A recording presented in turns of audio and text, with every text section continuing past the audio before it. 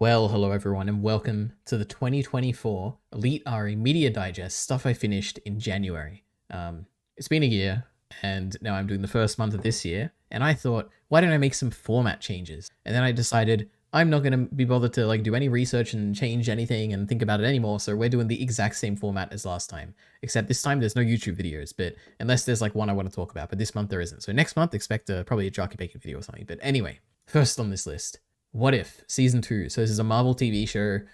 It's like an anthology series where they pose different what if situations, and then they go through the multiverse and they show that situation. So it's a TV show. There's 9 episodes, and I finished it on the 7th of January. I have no idea when I started it. I think it was a few days before the 7th, but anyway. My overall thoughts, this is terrible, okay? So season 1, I actually thought was really good. There were quite a few episodes I enjoyed a lot. The second last episode with, I don't even know what you call it, Infinity Ultron or whatever, where he got all the Infinity Stones, I thought that was awesome. The Doctor Strange episode was really cool. I remember liking the zombie episode. I wish it would have been darker, but also I still really liked it. There were a lot of really good stuff last season, and it felt a lot more serious than this season, with my major criticism of this season being the humor. There was so much humor, and it's not like a good type of humor where it feels natural. It feels completely artificial, and they're trying to play jokes for joke's sake to lighten the mood or something.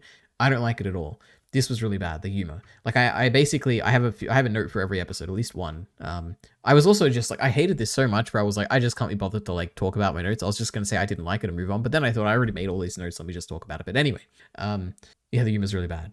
We'll get to that. Also, the what if premises were really boring. I don't think any of them here stood out as interesting. Was there any exceptions? Let's see. There's what if Nebula joined the Nova Corps? That's not very interesting. What if Peter Quill? Who cares about Peter Quill? What if Happy Hogan? Who the hell is Happy Hogan? What if Iron Man crashed into the Grandmaster? Who cares? What if Captain Carter fought the Hydra Stomper? Who cares? What if Kahori shaped the world? Who the hell is Kahori? What if Hela found the 10 rings? Now that's mildly interesting of a premise. What if the Avengers assembled in 1602? Who cares? What if Strange Supreme intervened? Sure, that could have been good. So anyway, all the what if premises are really boring. Next, we get a lot of Captain Carter. I think she's in 3 episodes of this season. I don't like her at all. She's really boring. Even the Watcher at some point points out in this season, I think it's the first episode where she shows up. She's in an infinite multiverse, anything is possible. So why would you revisit the same story? And I was like, you're so right. Let's not watch it. Let's not watch her story. And then we watch her story, and I'm like, Jesus Christ. Even the show understands that there's an infinity. Why do we have to focus on the same character every time? But anyway, I didn't like that at all. I guess my last point is about how I think I've completely lost faith in not the Marvel universe. I think there's still plenty of stuff that could go good there, but just in TV shows for Marvel with season 2 of Loki and now What If season 2. Now I know it's only 2 shows or whatever, but I don't know, it's pushing me to my limit here. If they make another bad show, I think I'm done with all Marvel shows. And also there's The Marvels, which was a terrible movie that they made. Another 1 out of 10. I think that was the worst thing I saw last year. Yeah, so I don't know what's going on with the MCU, but these last 3 things have been terrible.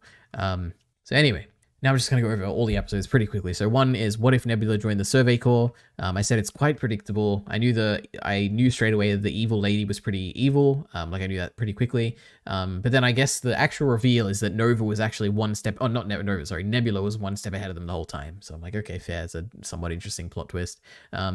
She goes to a bar at one point. Oh, this is my criticism about the characters all being there. So basically, Nebula walks into a bar at some point, and there's a bunch of characters that we've seen before, and they're all comedy characters or whatever as well. So we have Drax, Groot, and the rock guy from Thor Ragnarok. We have Howard the Duck, and there's a bunch of characters, and it's just obviously they're trying to insert comedy into otherwise very dark kind of episode. Not dark, but very serious kind of, what is a film noir episode or whatever. And it's cringe, and even just having all these characters in one place makes the universe just feel so small. It just comes back to the line that the Watcher said about in an infinite universe, multiverse, you can see anything or whatever. And here we are watching the same characters every time, Jesus. And I said LMFAO. Yeah, the whole premise of this episode is Ronan, the guy from Guardians of the Galaxy, is trying to take over this planet or something. I don't really remember, but the way that this episode ends, or the big climax, is that Ronan's ship goes inside the shield as it's momentarily opened up. And the premise is that they close it, and Ronan dies because he was not patient enough to wait for even the tiniest bit of leeway on either side of the shield. He, as soon as there was a gap large enough, a meter on each side, he went in and he was so slow to get out that like there was so little space that it just crushed him when they closed the gate on him. And I was like, Jesus Christ, how goofy and like absurd. And this was my first, just this episode was my first sign that this was not going to be a good season. But you know what? It's an anthology. There could be some really good episodes. But no, next up, what if Peter Quill attacked Earth's mightiest heroes? Now this had a somewhat interesting beginning where initially when I saw this, I was like, oh God, we're getting all these like lame hero, like who cares about like Iron Man's dad or what? It was probably Iron Man's dad. But it was like, who cares about all these old people? But then we got the Winter Soldier coming out in public, and I was like, whoa, now that's really cool. And we got the old Black Panther, like the previous one. I'm like, oh, this is somewhat interesting. But then it's just like they don't communicate with Quill like when they obviously should. They just charge in to attack him without any plan whatsoever. What else is there? Then Ego shows up, who's like meant to be really powerful, but all he does is like make these like really weak dirt copies of himself. Like it's either Ego is like way weaker than I thought, or he's like really dumb, and all he does is like make copies of himself that are like basically like what's the term for it? Where it's like disposable like NPCs or whatever, like in a fight scene. Oh, it just seemed dumb. And then I said, Jesus, the fights in this episode were really bad. They're fighting dirt people, and they don't do anything cool. At the end of the episode, we're meant to soy out at how cool the new Avengers team is, but all I think of is, wow, these are the best Earth has to offer? Jesus. So that was a terrible episode again, which had some premise at the beginning, but just failed. Then we have episode 3. So what if Happy Hogan saved Christmas? Now, I completely forgot that Happy Hogan was actually Happy's name, so I thought this was like a new character that was being introduced.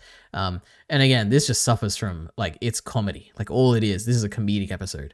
But I think it's better than the past two because at least like this is framed entirely as like an absurd like comedy kind of situation. It's like not meant to be taken seriously, but like I don't enjoy it. Like I don't watch this show for comedy, you know.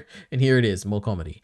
And then my other note here is that at least the ending was good. With Happy saving the villain and saying he did it because it's Christmas. Cool. And I'm sure this episode probably aired on Christmas, so like cool. I like that at least, you know. It's somewhat interesting. Not interesting, it's somewhat fun. I like when shows do like break the fourth wall or whatever and do fun stuff like that. So that was it. That was fun. Episode 4, what if Iron Man crashed into the Grandmaster? This was terrible. First, the premise is boring. I was gonna say who cares about the Grandmaster, but it's probably people who care. I don't care about the Grandmaster whatsoever. I know he's like played by a famous actor or something. I think that's why everyone loves him. I don't know. I don't like it. He's terrible. Boring. It feels completely out of place. Another comedy character who I hate so much. Terrible. And then I said my next note, I feel like this season has become a kid's show. Yeah, it just feels like they're purely trying to target the like younger demographic. Whereas last season, at least to me, felt somewhat interesting. Like it felt more like at least they're trying to target like, you know, the older teens or something, you know, not like the younger little kids. It's terrible. And also I skipped this. There was a giant section of this episode, which was a race, just like a race around a track, whatever. I skipped it. I couldn't bear it. Like when I say I skipped it, I mean, I kept clicking the forward 10 seconds button until it was over. And yeah, this is one of the worst things I've seen in my life. The most boring, like it's boring. It's cringe. The comedy is terrible. It's like, this is really bad. And then I said, Lamau, at the end, they don't reveal, like you find out that it's Valkyrie. And I'm just like, were we meant to realize this, or is this a reveal? Because like it didn't look like her, it didn't sound like her. I had no idea. So I don't know. Anyway, then we have episode 5. What if Captain Carter fought the Hydra Stomper? And again, here we are. This is my note here. I said, Lamau, the Watcher, even points out that sequels are boring when there's infinite stories, and yet here we are following the least interesting character in What If. So yeah, I've said it before. I don't like Captain Carter. Not interesting whatsoever. And here we are following her story yet again. With a boring What If premise. Like, great. Steve Rogers is a Hydra Stomper. Who cares? All right. Episode 6. What if Kahori reshaped the world? Now, my first question is to anyone who's actually watching this. I don't know if anyone is. Are we meant to know who Kahori is? Have we like seen her before? And like, was she in like some show that I've missed, or like I don't know who she is. So when I saw this title and like she became like the main character of this episode, I was like, what is it? Is this like a new character, or is it like somebody existing? Whatever. I don't know. I didn't recognize her. Then I said, at least this episode isn't actively bad, but it's incredibly boring. And I think I still stand by that. There wasn't like comedy. I mean, there wasn't much comedy that I remember in this at all. It's just like, I don't know, it's boring. It's like spiritual and stuff. They're like, it's like a new culture is like built around this like well of infinite life or something, but then they get stuck on the other side and they don't build like I don't know, it's just like frustrating like plot elements and stuff. Like, oh, they're stuck here, and like, why don't they just like build a skyscraper like over the centuries or whatever? They have infinite time here. Like, why don't they just like build to the path in the sky? I don't know. It's just annoys me. And then I had a great idea. They should have done a what if with the Eternals. Like, now that would be fun, because the Eternals, there's a lot of characters there, a lot of dynamics. They've been throughout like all of history, so there's like a long like thing you could pull from. Come on, do something interesting instead of like, revisiting Captain Carter or whatever. Anyway, who are we meant to see as the villain here? So this was somewhat interesting, I found, but it kind of gets resolved like really obviously at the end. But I thought when Kahori gets the power and she goes back and basically slaughters all those pirates or whatever, or the Spanish whatever, the army, it's a little ambiguous, because it's like the Spanish guy cares about his men, like obviously, but he's doing terrible things. Actually, he's doing bad things. I don't know if it's terrible because it's like war or whatever, but he's doing war things, like he's killing enemies or whatever. Then Kohori comes in, and now she's like super powered and is like eviscerating these people. And it's like, are we meant to like cheer for her, like killing all these people? Like, I don't know. Like, she has immense power now over these people, and she's not sparing them. She's not like, she's just like crushing them. And it's like, huh, is she a good person or a bad person? Are we meant to see her as a good person here or a bad person? And I was like, oh, that's kind of interesting. Mildly, it's not really that interesting, but it's also like, at least the show is like doing something like somewhat interesting. And then I said, why should we root for her? She comes across as loyal to her people only, which makes sense for the time, but how do we know she's not just a racist person who will harm other groups with her power? And that's the kind of the interesting question. But then at the end, like, she goes to the Queen of Spain and she says that, oh, only together can we have peace, and I'm going to spare you, and blah, blah, blah, blah. And I'm like, okay, so she is like a good person or whatever, which kind of frames it as maybe the past scene was meant to be less ambiguous, and I was just like reading ambiguity into it because I wanted some. So I don't know. Anyway, then we have episode 7. What if Hela found the 10 rings? Now, this is the only good episode. And there is, even with this, I have criticism. But yeah, this was good. The premise is really interesting. Like, I like how they're tackling the new era of like Marvel. They're like doing stories in the like what if in the Shang-Chi universe, or Shang-Chi universe or whatever. Cool. Let's see. I said, damn, this Odin voice is not as good as Anthony Hopkins in Thor. It very well could be him, but it's just like him with a very less interesting performance, maybe, is possible. I don't know. And then I said, now this is a great episode. There's more Hela. Hela's really cool. You got the 10 rings stuff, which is a cool like overarching plot in the MCU. I was like, oh, what are these 10 rings? It's kind of cool. Set in a cool time period. There's references to the first Thor movie, which is really cool. It's like a parallel. His sister got cast out instead of him, cool. And the setting's really cool. So that was all good. The voice actor for the guy with the 10 rings sounds familiar. I have no idea. I don't remember. Maybe it's someone famous. Hela falling from Heimdall's view. That was like a cool thing. Even visually is the best looking episode. Yeah, there's a lot of really cool like lighting shots and like bright yellow golden lights and stuff from Odin, and it looks really cool. And there's like cool things of like him posing on like a cliff looking into the distance. Like, I like that. The biggest issue with this episode is literally the power scaling. Like, Odin comes at the end and you're like meant to be afraid of him and he's meant to be so powerful and everything, and he sucks. Like, he gets defeated so easily. I thought he was meant to be like one of the strongest people in the MCU or whatever, but he just comes across as so weak. And to me, it feels a lot like the finale of last season, where Ultron, who's meant to be this infinity gauntlet wielding, crazy like multiversal threat, and he gets defeated by like Captain Carter and friends, and it's like, Jesus, like he just feels so weak, just like Odin did in this episode. But anyway, then I said, other than Odin thing and it being a bit too fast paced, it felt like it was a good episode. So yeah, anyway, one good episode of the rest of this completely terrible season. Then we have episode 8. What if the Avengers assembled in 1602? I don't even remember what this episode. Oh no, this was the second last episode. Yeah, this was really bad. This to me just felt like there's two things it felt like. One, it felt like the Party Thor episode from last season, which was the worst episode of last season, I think, where they're just like getting all these characters and they're just mashing them together into like some like comedy, like fun situation, and I hate it. So that's like my big contention with this episode. What else? And it's also like I might have missed something potentially, but the last episode we saw Captain Carter. At the end of the episode, she disappears. She's like taken into another dimension or whatever, I think it was by Wanda. And then at the end of that episode, the Watcher's like, what happened? How that shouldn't happen or whatever. And then we open this episode with, I believe, that same Captain Carter. But then the Watcher is like narrating what's happening. And it's like he wasn't confused at all, even though I thought like he was really confused at the end of the last season. It just felt like a weird jar. It felt like these two episodes were written completely independently from each other or something. Yeah, anyway. Then I said, God, I hate how the Watcher has become a joke ever since he intervened last season. That's true. And then I said, oh, yeah, this is what I said before. So the show has gone from interesting what if concepts to let's just smash all these characters together episodes. So yeah, that was this episode. And then we have the terrible finale. So what if Strange Supreme intervened? Now again, this has the exact same criticisms I had of power scaling, which I hate it. I know some people are like, oh, you care about power scaling? Like, yeah, I do. Because I enjoy the fights and I enjoy having like a nice hierarchy of people, who can fight each other. Anyway, I said, why is Strange struggling so much against Kahori? She's just powered by the space stone, right? Like he fought Ultron with all of his stones. So power scaling issue, I don't know. And then I said, I feel like Black Widow could fight Thor in this show. Like that's like the difference in power scaling. Like how terrible broken it is. Like I could legitimately imagine an episode where she just beats him. I don't know.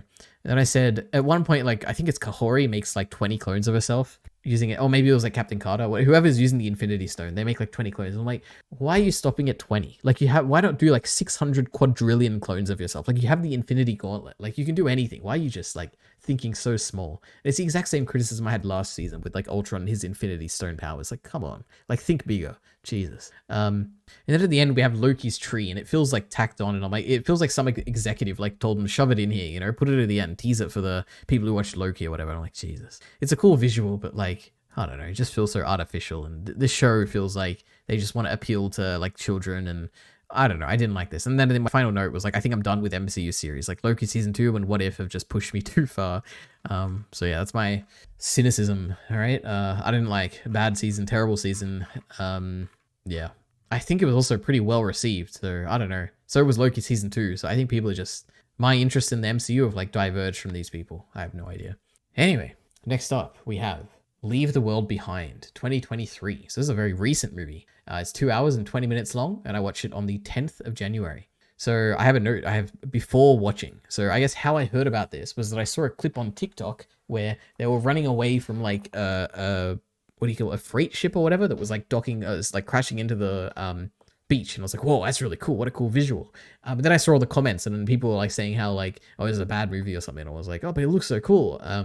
Then I think I also saw like I read, when I was reading, there were interpretations about the actual story, and they were talking about how it's interesting to see like a communication breakdown and like misinformation or something. And I was like, oh, this is kind of like, the visual was really interesting. What I saw some comments mentioning, I thought, oh, that was really interesting. And although everyone was saying it was bad, I was like, oh, you know what? I want to watch this. It sounds interesting. So yeah. Now the premise of this is that there's like, how do we even describe this? It's like this family is going on a vacation, and they go to like they rent this house basically. And when they're on the vacation, like the ship crashes into the beach, and then there's like a blackout, and then these two people in this image here, the actual house owners, quote unquote, at this point we don't know if they're house owners or not, they show up, and they're like, there's a blackout in the city, and all the cities are closed, and it's terrible, and blah, blah, blah, blah. And it's kind of like what is true, like what is a lie, and it's like a big like psychological kind of movie when you're watching this. And yeah, overall, this was really great. This, maybe with more time and rewatches, it could be a 5 out of 5, but for now I think it's a 4 out of 5. Because there is like a few weird things, like there's like deers and stuff and parallels, and it's a bit in your face and stuff, but I think this is really good, and we'll get to why, I guess. But a bunch of miscellaneous notes. So I said the main dad guy, who's this guy, I don't know if you can see my mouth. I actually have no idea if you can. It's the guy on the left, the second from the left. He looks a lot like Doctor Strange, and like the Benedict Cumberbatch Doctor Strange or whatever. He doesn't look like Benedict Cumberbatch. He looks like Benedict Cumberbatch as Doctor Strange. So take whatever you want from that. The movie also opens really creepily. Like immediately when you watch it, you know that this is like a thriller or horror or something. Like it's a bit creepy, even though nothing creepy is happening. They're just like, they're setting up their vacation, they're traveling to the beach, and like there's nothing creepy happening, but the music and the way it's like directed and stuff really gives you a creepy vibe, and I think it's really interesting. I think this is directed by the Mr. Robot guy, right? Wait, let's see. Wikipedia, Leave the World Behind. Directed Sam Esmail. Is that how you say it? Esmail? I'm sure it's some other Esmail or something. I don't know. Yeah, he is the showrunner for Mr. Robot, I believe. The director of Mr. Robot. Also, whatever, he's like, I think he does everything in Mr. Robot. But yeah, so that was, yeah, you can tell, like, this is a really well-directed movie. Anyway, there's also a racism storyline in this movie, because basically the big, like, the first, like, conflict in this movie is when you have the people renting the house, and then the house owners show up, and you got a white couple who's, like, renting it, and you got the black couple coming in and, like, claiming to own the house, and the wife, basically, she's, like, she's doubting them, and she's like, oh, you guys own this house or whatever, and it's like clearly like a implicit kind of racism there, and it gets addressed throughout the movie, and it's really interesting. It also ties into the entire point of this movie, which, my god, people miss the point somehow. But anyway, so I love the tension. Like there's like the first conflict is like when these characters show up, and it's like that for like maybe like 20 minutes or half an hour, where you're like, is their story real? Is it not real? Like, do we believe them? Like, are they good people or are they evil people? Are they just taking advantage of like a situation? Like, what's happening? And it's really interesting. And initially, like, I'm on the dad's side, where the dad's like, they seem like reasonable people. Like, we should let them in. And I'm like, yeah, hell yeah, you should. Like, they've been nice. They've done nothing wrong. Like, it makes sense, you know. Like, I'm not racist, so I know that, of course, they can own a house, you know. Unlike the racist mum here. But anyway, then the mum makes a good point, which is that the girl, because I was like, okay, obviously it's like the dad and the daughter, you know, it makes perfect sense. They're like dressed up nice, you know, they got the fancy car outside, like, you know, it's definitely true. Like they know their way around the house, you know, they know where everything's stored in the house. Like, how are they going to know that otherwise? And then the mum is like, the girl could be the housekeeper, and this could just be some guy who's like dressed up in a suit or whatever, like her boyfriend or something maybe. And just like in Parasite, basically. And I'm like, oh my god, that could be what's happening. And here I am, like, just blindly believing that the house owner is based on nothing, just based on like how they're dressed and like what the way they know around their house. But a housekeeper could know that, all that. And I've been in the same situation when I watched Parasite, and I'm like, oh yeah, this lovely lady who's like just a normal housekeeper or whatever. Anyway, crazy. Anyway, and then after that, the guy doesn't have his ID, because the wife is like, can I see your ID, please, or whatever. And then he's like, patting himself, and it's like, oh, I must have left it at the play or whatever. And I'm like, oh my god, this is suspicious. Like, what do I believe? But anyway, at the end you find out, or not at the end, but like midway through, you find out they actually are the house owners, and you were wrong to be suspicious. Well, I guess you were right to be suspicious, but like the mum was wrong basically, and they are the house owners. And she apologizes, and she's like, I'm sorry for the racism or whatever. And he's like, don't worry, I understand, and it happens. And the worst thing is like not understanding. He's had some cool speech. He's a great actor, by the way, whoever this guy is. I know he's like famous or whatever, but like his monologues were really good. Anyway, yeah, so the premise of this movie is like a total communication breakdown, and it is really scary. And I had this thought before the movie actually addresses, or like I think addresses it more explicitly. I had the thought of like, if there is like a total communication breakdown, as long as everyone behaves the same, like they go out their lives the same, they don't like start hoarding resources, they don't like start getting defense of their property or anything, they all act the same, then the total communication breakdown is not going to cause major issues with society. The thing that causes the major issues is when people start changing their behavior because of the breakdown in communication. If they start like getting more suspicious of their neighbors, and if they start like hoarding resources and defending their property like harshly with guns and stuff, and that's when it breaks down. And it's like, that's inevitable. Like obviously that's going to happen whenever there's like a breakdown in communication. That's like one of the main takeaways from this movie or whatever. But yeah, it was a cool movie. I love the premise, and I think they execute it really well. What else? Then I said, then there's a interesting scene where it's like you don't know exactly what's happening, but there's three parallel storylines going on where the house owner guy, he finds a buried hand, and at the same time you have the dad who is like driving away from this helicopter that is dropping like this red spray stuff, like stuff that's spraying down, and at the same time you see like a pile of leaves, and you see that there's a impression of like a man who was sleeping there looking right into the daughter's window. And it's like, these three storylines are like going on simultaneously. It's all like building up to something, but you don't quite know what yet. And I'm like, oh, that was a really effectively directed scene. Yeah. Then there's like, at the same time, when the dad is like running away from the red falling mist stuff, which you find out later is just like flyers or whatever, like red flyers. It's like, why is really directed as though he's like really panicking, and it's like terrible, and oh my god, what's happening? And I'm just like, why is he freaking out? Like, what if it's just like, what if it's just like red paint or something? Or like how do you know it's dangerous? But like, I get it from his perspective. He doesn't know what's happening. It looks like they're dropping down. Maybe it would like poison or something, like who knows? But it kind of was directed a bit too, like, it's freaking out a bit too much maybe. But yeah, anyway. The movie itself is also split into, I think, 3 parts, or there's a few parts, and each part has like a name, and it's like, oh, part 1, blah, blah, blah, part 2, blah, blah, blah. I have no idea what they were, but I always like when they do that. And the final part, the final one, I think is what it's called, the last one. Something like that.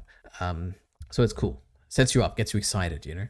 Anyway, then we have the mum who's like lying to the kids about like, she's like, oh, don't worry, and then she doesn't mention the blackout and stuff. And I'm like, god damn it, like, why do you have to lie to the kids? Like, they're not stupid. Like, Jesus, it's just frustrating. Then we get the reveal that the actual flyers that were being dropped say "Death to America." And it's like, oh my god, this is like initially you have no idea what's happening. It could be like just a blackout. It could be an EMP that went off, whatever. It could be an accident. It could be his zombie apocalypse, which is what I was like hypothesizing at some point. But then you see the death to America written in Arabic, and it's like, oh my god, because could this be some like Islamic extremism or something? But then at the same time, it's like it could be first they could be mistranslating it. It could actually be being something else, or it could just be like Muslims who are like also like afraid of like what's going on. They're trying to spread like the positive message in about like the faith in God or something, and somehow they're mistranslating into death to America or something. Like it could be something like that. Like it could be another take on like not the racism, but the what do you call it when it's not like towards a race, like prejudice or whatever. And it's like we're the fools for thinking that it says death to America when it doesn't. So I don't know. It was kind of interesting. Then we have another scene, which I imagine is probably like famous or whatever, because it's a funny, like I could imagine this being memed, I guess. But there's a bunch of Teslas, like self-driving Teslas, that are all in the same place, like hundreds of them. And it's because they've like all self-drove there to like block major highways or whatever, or block like entrances or exits to highways or whatever. And the interesting thing here is like, I wonder why Tesla allowed this, because this is obviously painting self-driving in a terrible light, which is that like anyone can control your vehicle and like make them like drive in certain ways and crash here, and like it's terrible. And it's like, yeah, I wonder why they allowed them to do this. Like if this was Apple, they wouldn't allow them, you know. But anyway, Tesla, interesting company. Then this is just my like what I would do in this situation. At some point they realize like, oh, there's like no communication, there's blackouts, whatever, people could be coming and we wouldn't know. Like there could be an army that's walking through, like some jihadist army who are sending death to America things or whatever. And yet they all sleep in like separate rooms. And I'm like, if you're in such a scary situation where at any moment an army could come rolling through, like house invaders or something, you should all be sleeping in the same room so that you can act in a moment's notice. You know where everyone is. Like it's just so dumb. They all sleep in like different areas. So anyway. Damn the 1 second shot of the deers with the glowing eyes in the darkness. Sweet imagery. True. The house owner, great actor, already said that. Then he has a cool line, which is, no one's in control. No one is pulling the strings. When events like this happen in the world, the best, even the most powerful people can hope for is a heads up. And I'm sawing out. I'm like, oh my god, that was so cool, so true. Speak truth, king. It was awesome. Then I mentioned the guy who left the impression in the leaves that was looking at the daughter's window. I don't think that was ever resolved, unless I like completely forgot. So if anyone's watching this and you've seen the movie and you remember, feel free to let me know what the resolution of that was. I don't know. Then I said, I love the isolation of this movie from the outside world. We truly don't know what's happening and we have to make assumptions, like how the mum made the assumption about the black house owners. True. There is a lot of commentary like that in this movie, which I think is cool. Then, this is another miscellaneous note, because I think I don't know who it is, but someone made a joke to the kids. And then I thought, god damn, it must be the easiest job to be a stand-up comedian like aimed at children, because the younger a child is, the less likely they are to have heard a joke. Like as adults, you've heard all these jokes or variations of the same joke a million times, but a kid's never heard it before and they're gonna find it so funny. So yeah, it'd be so easy to be a stand-up comedian for kids because they haven't heard anything. Anyway, then the boy's tooth falls out and I'm like, Jesus Christ, like that's like a scary visual. Anyway. Oh, then here we are, part 5. So there's a lot of parts in this, called The Last One. Oh, and the note I wrote is, I thought it said The Last of Us. So yeah, crazy. It could have been like a zombie movie, but anyway. It's because people like the prepper. Oh, this is me talking about like the thing I said before about like if everyone stays the same, we'll all be good, like we'll all be happy. But there's a prepper person you meet here. And he's like defensive or whatever. And it's like if more people were like this person, then like the world is going to go to shit because everyone's being defensive and they're not like believing in each other or whatever. But if everyone is more like the house owner who's like, being nice to these people and they're all like working together, then, the world will live on. It's like a nice, it's not a metaphor because it's not like metaphorical, but it's like a nice thing the movie does where it's like you got these two different perspectives that are tying into the overall theme of the movie about like, helping each other out or whatever. It's not really the theme. We'll get to it, right? When the dad goes and with the house owner to the prepper guy, and that I don't remember who it is. One of them has a gun. I think it might be the house owner. And yeah, it is the house owner. And you get a cool directing shot where the camera is like panning around the house owner's waist. You don't see the gun in the frame at all, but the gun's there. And it's kind of like a standoff just purely from directing because the camera is like focusing on the gun that you can't see. So that was really cool. Then you get the matched scene of the deers and the gun standoff. So the house owner and the dad are fighting, standing off against the gun guy. Then the wife and the daughter facing off against the deers. And yeah, I guess my only note here is about these two parallel scenes is the good nature is what prevails in both cases. Like the mum goes to help the daughter, and the prepper guy gives the medicine. So it all like works out in the end because of the good nature of people, you know? It's a great uplifting movie here. Then we get the reveal that there's different languages that are being sent to different like areas. So like they got the Death to America in Arabic, but then you got other places that are like sending like Korean things, and you find out that it's not actually an actual invasion with like the Islamic like terrorists or whatever. It's like an information war where it's all about like seeding doubt and uncertainty and like fear and everything, and it's like that's really cool twist. Having people turn on each other out of not knowing what's happening is what I wrote. And then a nuke goes off in the city, and it's like, oh my god, this is crazy. What a cool visual. So that was fun. And then they end in a nuclear bunker where the daughter like is going down there alone, and she sees all the TV shows she could ever want. And then you find out that part 5, the last one, is the episode title for the last episode of Friends, which is what she's like talked about wanting to see this whole time. And it's like a very comfortable kind of thing for her. Yeah. And it feels like obviously it feels like all the people are heading toward the bunker now. So they're all going to like get there together. It's a very happy kind of ending. Although ambiguous because you never actually see them get there, but it's very obvious that they're going to get there. Now I have a few things here, 2 things actually. So I said, this is a really interesting movie, potentially a 5 out of 5. I thoroughly enjoyed this movie and I don't really have any drawbacks for it besides maybe the symbolic deers, being a bit over the top or in your face. And then I said, maybe also the boy's teeth falling out because it felt a bit out of place and it doesn't really get an explanation beyond some like conspiracy theory about like sonic weapons or whatever. Yeah, it's like you never really address it. And maybe also the guy in the leaves that I was talking about that I just couldn't figure out. Maybe there is an answer to that and I just missed it. But then I said, people are actual fucking dumbass cavemen for not liking this movie, all right? Holy shit. This is like one of those movies where if you don't like this, I think we're never going to agree on like what makes a good movie, because this is absolutely a good movie. It's suspenseful. It has like really cool twists on like what you're expecting. It's isolated, so you have to like form your own assumptions. It's got really cool like commentary on like connecting with people and how important it is, and I don't know. It's a really good movie. And then I said, I looking it up, for some reason, people seem to think the movie is about the line I read out before, about how no one is in control. And that's like meant to be the movie, how it's meant to be about how like, it's meant to be a message about how like the even the higher ups and the rich people and the powerful people, no one really is in control. And that's like the revolutionary thing this movie says. But that is obviously not the case. Like this movie is obvious. I've said it throughout this whole thing when I'm talking about it. The movie is obviously about the importance of trusting people and like being kind to your neighbors. Like that is the whole point of this movie.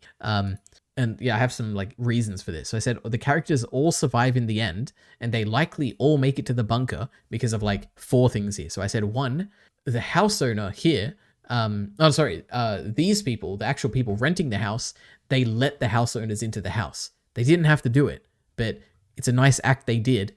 And that's like one of the reasons that they'll survive in the end. The other one is that when these people leave, when they're like midway through the movie, they leave the house and then they come back and they're like, oh, sorry, blah, blah, blah. The house owner, a dad person, he's a kind person and he lets them back in. He didn't have to do that. He lets them back in. That's another like kind act of connection or whatever that perseveres and gets them through the hard times and they win in the end or whatever.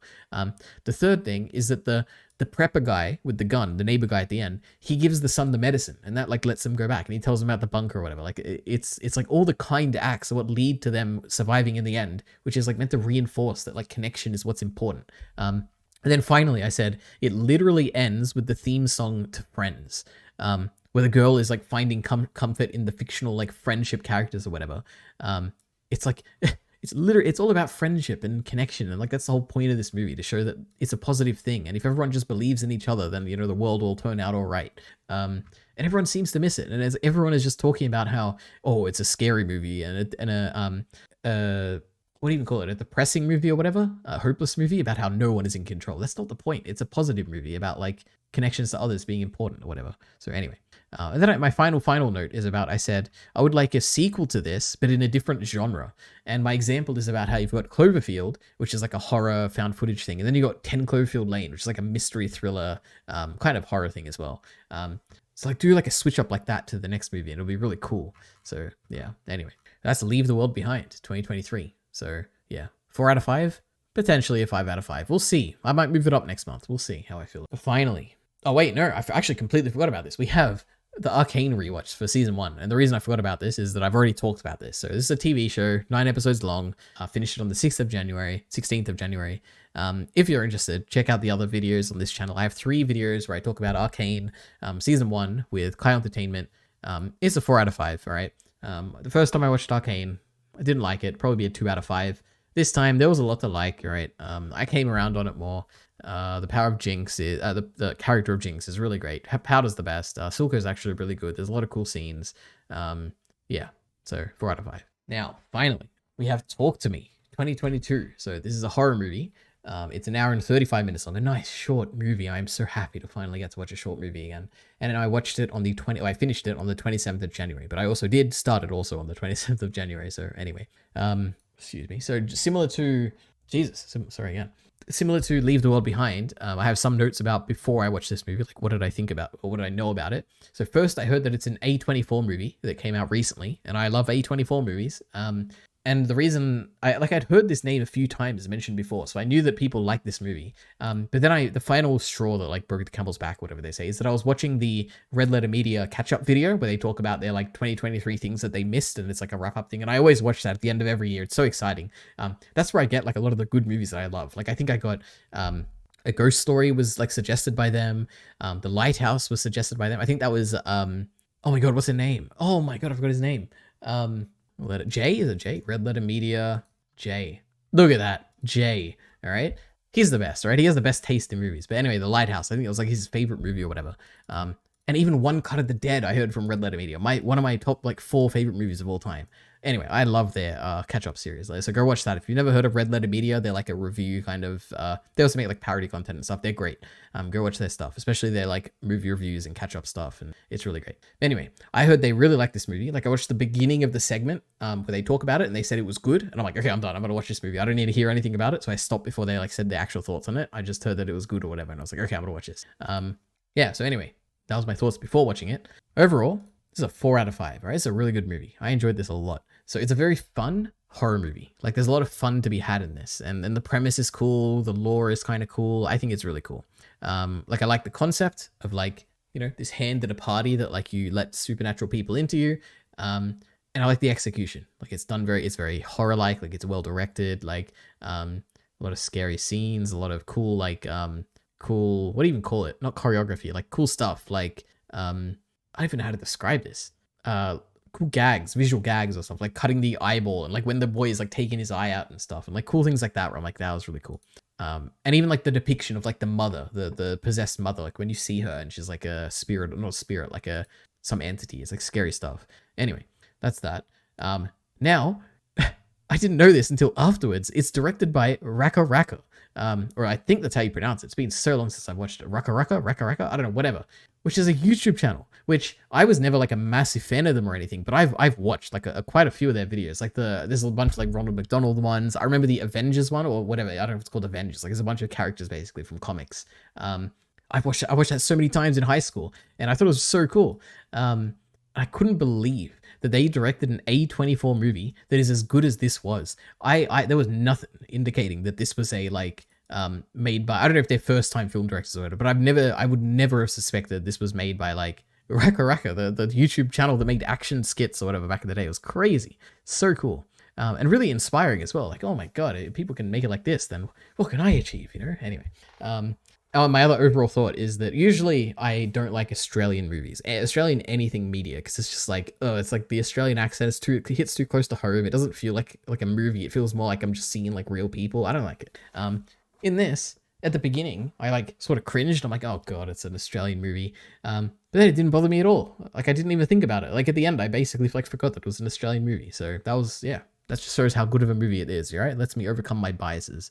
Anyway, so now my miscellaneous notes. So there's a lot of being cool in this movie, you know, where they're at a party and they're like smoking and like they're like not like they're not how do you even describe this?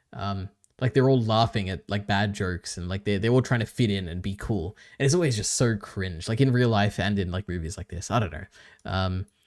Then I have another note. There's no shot people would think a possession thing is cool. Like they're doing it like basically they're bringing this thing to a party and they're like session after session, they're all like just being possessed by this thing, and no one is like reporting it to the police or anything. It's like obviously someone would do it, like some poor soul who's like afraid of all this stuff. Like they would have to report it. Like it's crazy. Even just for like what it implies for like the scientific nature of our world, like how we understand things. Like it's crazy. It would have such radical impact. Someone would want to report this, or like research it or do something. I don't know. Anyway, then I said I feel like there's a lot of foreshadowing going on. Now, I don't think there's, beyond the kangaroo, so one of them is that there's like a kangaroo at the beginning where they don't put it out of its misery, and it's like, feels like a very obvious, like, something is going on here. Similar to like Get Out, I think they like hit a deer or something, and it's like, obviously there's like some parallel going on here. Not parallel, there's some like foreshadowing going on here. That's the obvious one, where it's about like putting someone out of their misery. Then there's like, at the beginning, the young kid rejects the cigarette, and I assume that's like some like foreshadowing of like peer pressure and like how it leads to like people doing like not drugs, but in this case possessions or whatever, like some foreshadowing symbolism there. Talking about how the brother needs to learn about women eventually, and to me that was like foreshadowing that maybe the I don't remember what is it Mia, the main character, the black girl. I think it's Mia. I don't know, I could look it up, but I don't know what to even look up. How it implies that, oh, maybe that she's gonna have sex with the younger brother, like the underage brother, like maybe that was what they were hinting at, which obviously that didn't happen, so I don't know about that. Also talking about the dream where the main character, you know what, I have to look at it. Is it Mia? Wait, IMDb, talk to me. What is it? Am I correct? Am I a genius here? Mia, oh my god, I am a god. All right. Yeah, so Mia talks about she has a dream where she can't see herself in the mirror, and it's like, oh, that's foreshadowing, something like that's going to happen later. Or maybe it's like symbolic of like, well, her identity isn't reflected in her own experiences. I don't know. But yeah, it's a foreshadow because at the end she doesn't see herself in the mirror again, so she's dead. Oh my god, crazy. And also they frequently mention, or like they mentioned it a few times, about how the hand is like cased in ceramic or something, and I'm like, oh my god, they're gonna like cut it open at some point and you're gonna see the actual hand, but they never did that, so my bad. Then we get the great reveal, the terrible reveal, which is that apparently all these people here are high schoolers. Like they have a scene where they're like in high school uniforms and stuff, and they're at school, and I'm like, was I meant to believe that these obviously like 25-year-old people, like 25-year-old actors are high schools? Like Jesus Christ. So that was pretty funny. Another overarching thing in this whole movie is just how much of an asshole the mum is. And I, just to preface, because I mentioned it later, but I did watch the Blind Wave reaction video to this, and they're like more understanding of the mum, like more accepting of it, but she's just like, just an asshole, like all the way through.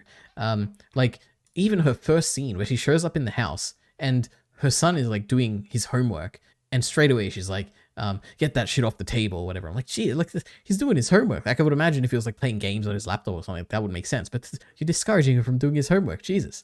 Just because you want like a clean table or whatever. Anyway, then she's yelling at Jade, who's I think her daughter. I think it's her daughter. To answer her when she calls to say her brother is in the hospital. Yeah, she's like yelling because Jade like calls her mum, and she's like, oh, she's in the hospital, and obviously Jade is like freaking out. And the mum is like yelling at her, like, tell me what's happened to her. And I'm like, Jesus, just let her. Obviously your daughter is like freaking out here. Like, give her a second. And then the mum is also blaming Mia, the main character, for the son being in the hospital, which it is Mia's fault. But the mum, like, she doesn't know that. Like, she wasn't there. She doesn't actually know that like Mia's fault. It's Mia's fault that he was possessed for too long. Like. She's just an asshole. Like, I don't like her at all. And then at the end, when like, not at the end, but like there's a scene where the son is in hospital and the mum's obviously sad about this. So she's like smoking in her car. And then her daughter comes in the car and she like wants to hold her hand or whatever. And she won't hold her hand. I'm like, Jesus, you despicable mother. I don't like you. So yeah, anyway. The Blind Wave was understanding. They were like, she's suffering too. And I'm like, I don't care. Anyway, I wonder why the movie is called Talk to Me. I guess it's because they like, I was going to say like, I don't think I figured it out, but I guess it's because it's like the thing they say, like talk to me or something before I think it's part of the ritual. I don't know.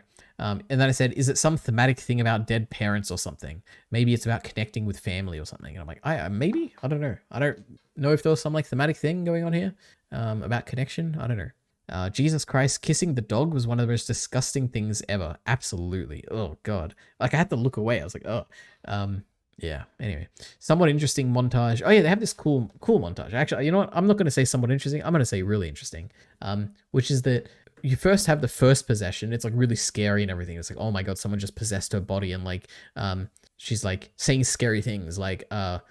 She's like repeating herself and it's like scary. And then the next time you see the possession, it's like a montage with like happy music or whatever playing, not happy, like party music, and everyone is like celebrating and cheering when like everyone gets a turn of like being possessed, and it's like a party where they're like instead of trying drugs, you know, they're trying possession. It's like really, it's a cool montage. I like that montage. That was really cool. What is this? Lamau. And then they have this thing where I'm like, I don't know if this is like bad writing or if I like missed something or if it's like not meant to be obvious or I don't know. But at some point they like mentioned that. It's earlier in the movie. Mia says that when she's talking to the younger brother, that I thought they were gonna have sex, even though that would be terrible. She said to him, "Oh, my mum, she died. She overdosed on sleeping pills or whatever." And when I heard that, I was like, I didn't even register that like it could be that she literally overdosed on sleeping pills. I was like, oh, okay. So that's like the euphemism for saying she committed suicide, like obviously. But then later on in the movie, when the spirit possesses the young boy, the spirit of her mum says, "Oh, I'm sorry what I did. I didn't want to leave you or whatever." And then Mia starts thinking, "Oh my God, did my mum commit suicide?" And I'm like, is this meant to be like a reveal? Were we like meant to actually think that she literally overdosed on pills like accidentally? So that was like a weird thing where I'm like, this character is like either really dumb or like I'm just like a giga brain genius, you know? So anyway, then I said, I wonder how you resolve a movie like this, because it's like the mom, like Mia is like, the thing is that she's like constantly wanting to be possessed more, and she's like getting more involved with these spirits and everything and blah, blah, blah, blah. Now, what do? Like there's two real options here. One is that you do like a thematic resolution where it actually is her mum's spirit that's possessing people, and she like has a conversation with her mum and she like lets her go or something, and it's like some thematic thing there. Or you could do something really interesting, which is that similar to Mia's mum, she also commits suicide. Like Mia commits suicide at the end. Like that would be kind of interesting. And she like understands her mum a bit more through that or something. But no, I don't. They didn't really do any of that. They just like Mia kills herself to save the friend or whatever. It's like it is suicide, but it's like not for the similar. It doesn't help her understand her mum in any way better. It's just like a sad thing she had to do. So anyway, what else? Talk about a cool twist. Oh yeah, when she's talking to the little girl, like Mia's like talking to the little girl spirit, like that she's like she summons her or whatever. And then instead of Mia saying "I let you in," the little girl spirit says "I let you in," and you find out it's like a two-way thing, and they can let her into like the spirit demon world. And that was really cool. And then the actual directing and like how that scene is portrayed, where it's like this like orgy of people who are all like eating and feasting on the flesh of the body of the boy that they've taken. It's like, oh, this is like really cool and scary as well. And even like audio wise, they like make it so the audio is going to left, right channels and stuff, and it's so cool. So that was really cool. But then there's the cool scene where she like kills her dad by accident because she thinks she's like fighting a spirit, but then the spirit like disappears and her dad like falls, and right where she's about to stab the spirit, she stabs her dad, and was like, oh, that was really cool. Anyway, then the final scene is Mia in the position of the spirit during the possession, because she dies at the end and she's like gone to this like, I don't know what they are. It's like some other country, like Greece or something, I think. And they're like at a party as well, and they have a hand as well, and she's in the position of the spirit. It's kind of like a loop kind of movie or whatever, but it was fun. I like that. That was really cool. Then I said, so this was a great movie, but it feels like it didn't quite get a satisfying conclusion. But it also kind of works with the whole depression / feeling alone thing with the mum. I wonder what I'll think about this when it's digest time. So here we are. I think it's good. Let me actually think. I think the bigger thing is that the themes aren't too clear in this, I think. Like the parallel between the drugs, like doing drugs and doing possessions or whatever, that's pretty clear. But I feel like there's no like coherent thing about suicide or family or anything like that. But I'm sure there is. I just haven't like picked up on it. It's not like really obvious to me. So I think that's probably my one criticism. But yeah, maybe it'll be clear on a rewatch, I guess, as well. Then I said, I guess Talk to Me title is something to do with suicide and depression. Maybe. I don't know. I think it's more like a part of the ritual, I think, is what they say. Then I said, oh my God, Blind Wave reacted to it? Crazy. Yeah, true. I had no idea they reacted to it. When I was like looking it up, I was like, oh, what do people think about this? And I looked it up. I didn't get to watch any reviews because I straight away saw Blind Wave reacted to it. So I watched their reaction. So anyway. And then I watched the behind the scenes video on the Raka Raka channel. I feel like it's Raka Raka, but yeah, Raka Raka. It was really cool, really, really touching. They're all crying about like, oh my God, we made a movie and people like it. And it's picked up by A24, and it's like, oh, that's touching. So yeah, Talk to Me, great movie. All right, so now we have the 2023 ranking so far. So there's 3 entries on here. We have 2 4 out of 5s. We have Leave the World Behind, which potentially could be a 5 out of 5 next time. You know, I'm considering it. Then we have Talk to Me 2022, and a really cool, fun horror movie. And then we have all the way down to the 1 out of 5, What If, Season 2, one of the worst TV shows I've ever seen. So yeah, and that's that. I don't have any finishing slides or anything, but that's the end of Digest. So see you next month.